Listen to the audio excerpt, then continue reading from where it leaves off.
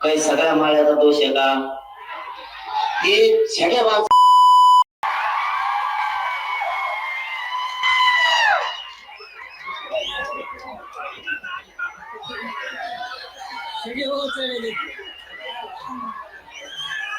त्याला काय करायचं आता?